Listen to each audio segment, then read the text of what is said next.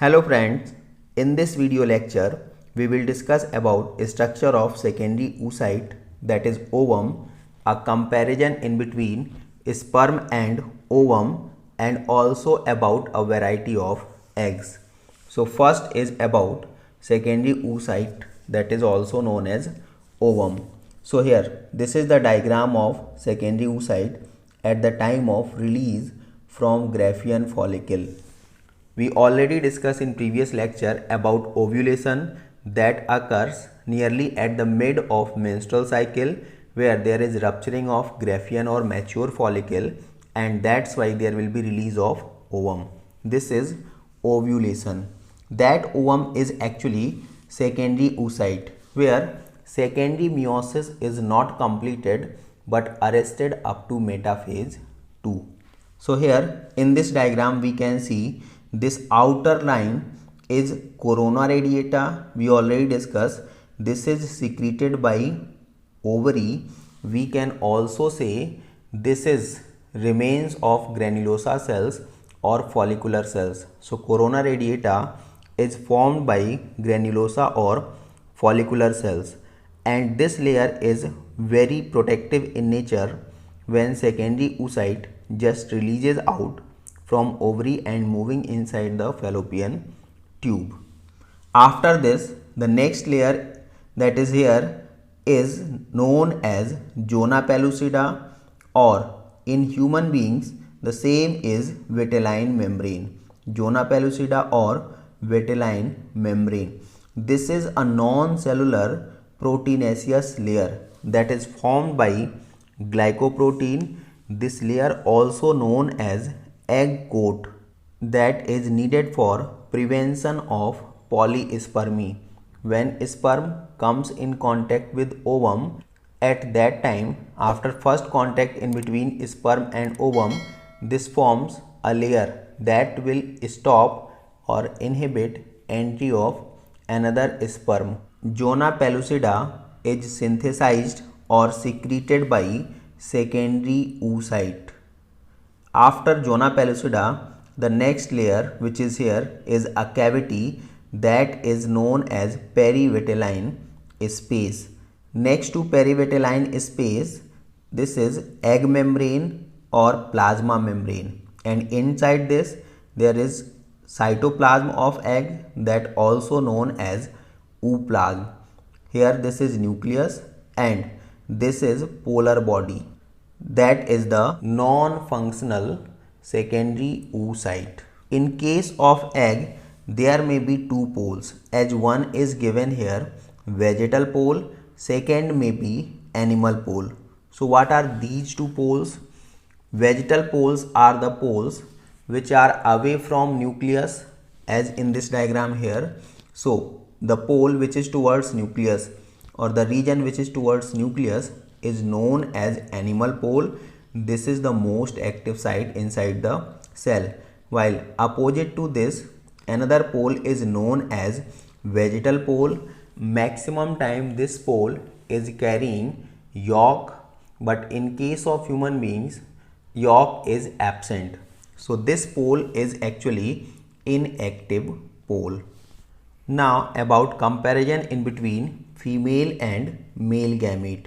Female gamete, that is ovum, its synthesis occurs by the process oogenesis, which occurs inside the ovary, that also known as primary female sex organ or female gonads, while spermatogenesis, that is about sperm development, this occurs inside testis, that also known as primary male sex organ or male gonads.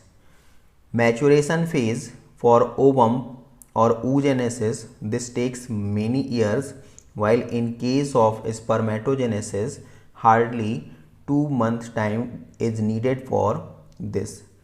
In case of oogenesis, there is release of only single egg from any of the ovary alternatively per menstrual cycle at the time of ovulation.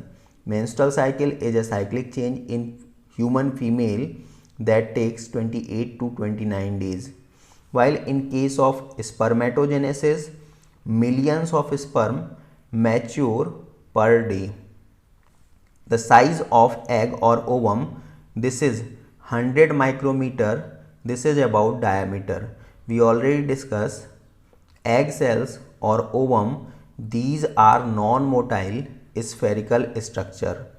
While here in case of sperm, this is non-nutritive in nature and its length is about 60 micron.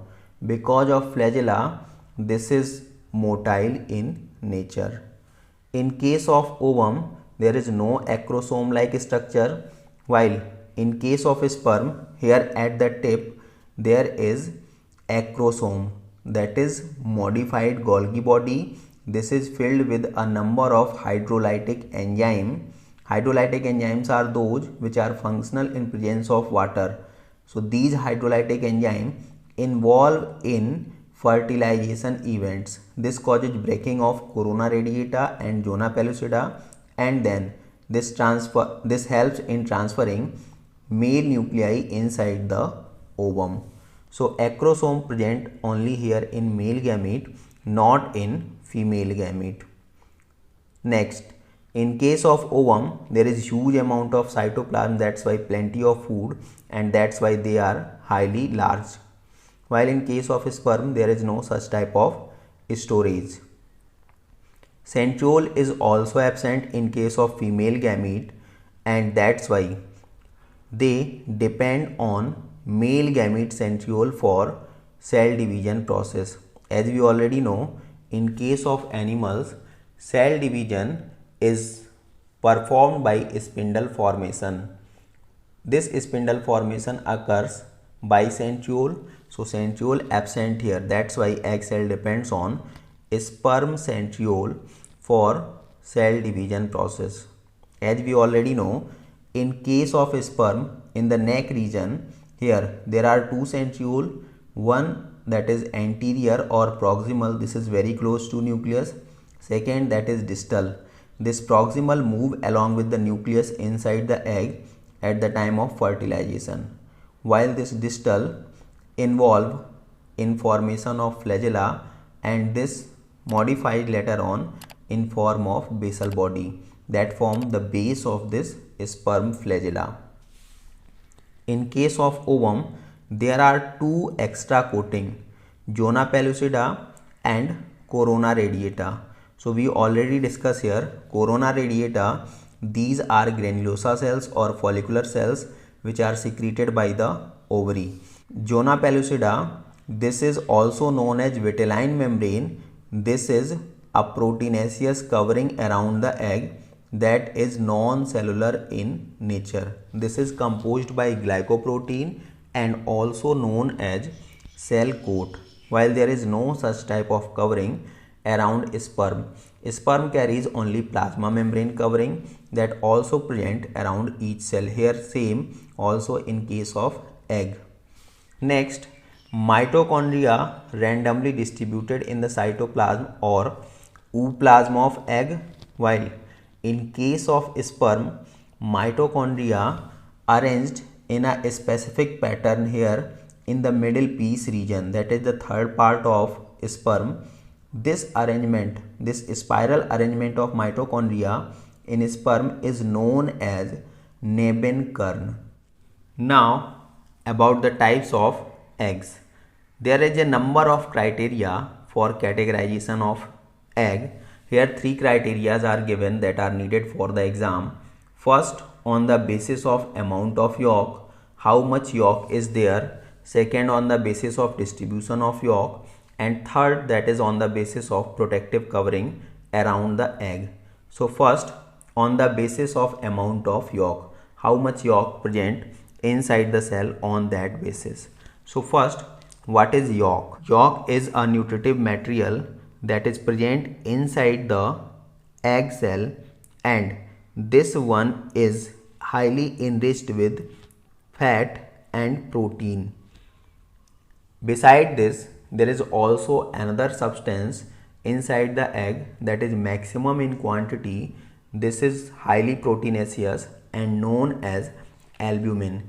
This is white in color, while yolk most probably is yellow in color. So first, on the basis of amount of yolk, there are 4 categories. First, alecithal egg. So here lecithal term denotes for yolk. A for absent, there is no yolk in a egg. That type of eggs are known as alecithal egg. So here amount of yolk is negligible or absent. Such type of eggs found inside the humans.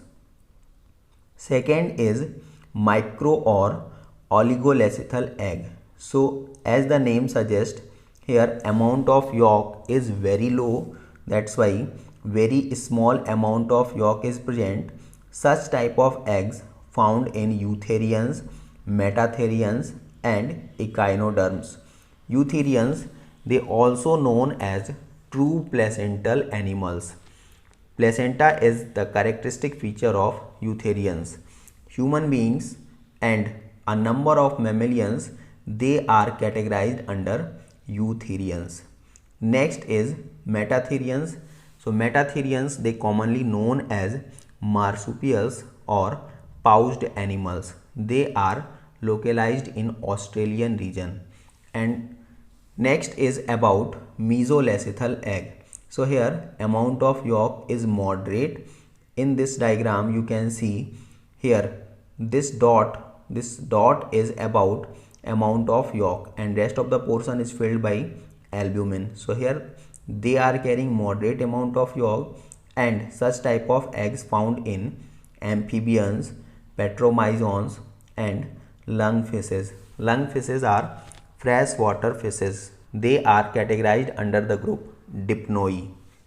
The next is about polylecithal or macrolecithal or megalecithal. Here, as the name suggests again, there is huge amount of yolk. With respect to rest of the categories, here yolk is comparatively more but still less with respect to white portion, that is albumin. Such type of eggs found in birds, reptilians, prototherians and insects. Prototherians, they are a connective link in between reptiles and mammalians. They are also known as egg-laying mammalians. They are also localized in Australian region. So eutheria, metatheria, prototheria, all they are categorized under mammalians. Second categorization of egg is on the basis of distribution of yolk. How yolk is distributed? Here how much yolk present on that basis, and here presence of yolk is there or may not be, but how that yolk distributed inside the egg on that basis. So first, isolecithal or homolecithal. Here yolk may not be, or if yolk is there, this is diffused inside the albumin or inside the cytoplasm. So this type of eggs are related with micro or alecithal, means all microlecithal or oligolecithal as well as alecithal eggs are categorized under this. So examples will be here from eutherians, prototherians, echinoderms and human beings. Second is about telolecithal egg. Here yolk is not centralized or not diffused distributed. This one is towards a pole. We already discussed in case of egg there are two poles, vegetal poles and animal pole. Animal pole is the most active site inside the egg where nucleus exists, and away from this another site where yolk is present. This is comparatively less active region and known as vegetal pole. So telolecithal eggs are very important because of polarity. So here yolk is towards a pole of egg. Such type of eggs are found in birds, reptiles, prototherians and amphibians. The next is about centrolecithal. Here yolk is centrally located, and these kind of eggs found in insects. Telo and centrolecithal, both these kind of eggs are also categorized under poly or macro or megalocystal, because here in both these cases amount of yolk is very high. The next is on the basis of hard protective covering, that is cell. So there is a number of eggs in variety of organism where eggs are coated with hard calcareous or calcium carbonated structure. So presence or absence of cell further may be region of categorization. So first, cladoic eggs. Here egg cell, that is calcareous coating, is present. So in this case, this dotted line or this outer covering is about hard calcareous coating. Such kind of eggs are found in birds, reptilians, prototherians, and also in case of terrestrial insects. Second is non-cladoic eggs. So here there is no such type of hard calcareous coating around egg, and this kind of egg found in viviparous as well as aquatic oviparous. Viviparous are those which are giving birth to their young ones, and aquatic oviparous, here they are egg laying animals, but they are found in aqueous condition as in case of fishes. The last is about variety of egg membranes. As we already know, in case of human egg is covered by two additional protective covering. After egg membrane or plasma membrane we discuss, the next is zona pellucida, that is non-cellular proteinaceous layer, and outside that there is another layer which is known as corona radiata. So now we know what are egg membranes. These are additional coverings around egg. Now first, primary egg membrane. These are secreted by oocytes or egg.